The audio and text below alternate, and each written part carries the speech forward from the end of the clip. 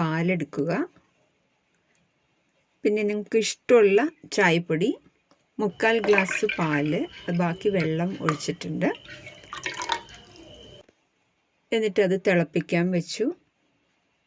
അപ്പോൾ നമുക്കൊരു ഏലക്കായൊക്കെ ഇടണമെങ്കിൽ അതിൻ്റെ തൊലി പൊളിച്ച് അത് നമുക്ക് ഇപ്പം തന്നെ ഇടാം. തിളച്ച് വരുന്നത് വരെ നമുക്ക് വെയിറ്റ് ചെയ്യാം. തിളയ്ക്കാറാവുമ്പം നമ്മുടെ കടുപ്പം എത്രയാണോ അതനുസരിച്ച് നമുക്ക് ചായപ്പൊടി ഇട്ട് കൊടുക്കാം.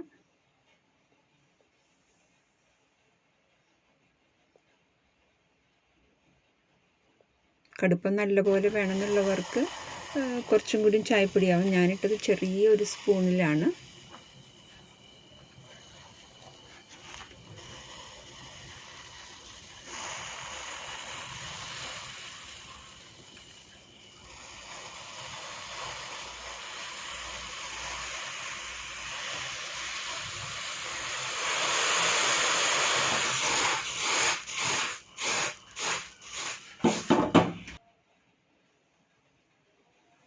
ഇനി നമുക്ക് പൊടി ഒന്ന് താഴാൻ വേണ്ടിയിട്ടൊന്ന് കുറച്ച് നേരം അടച്ചു വയ്ക്കാം.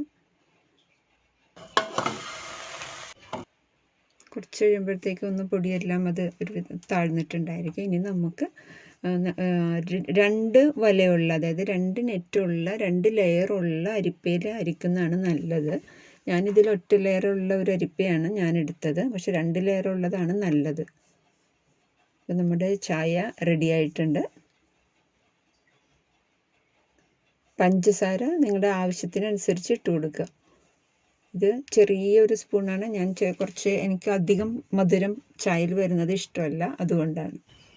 ഇനി നമുക്ക് ഗ്ലാസ്സിൽ ഒഴിച്ച് കുടിക്കാം.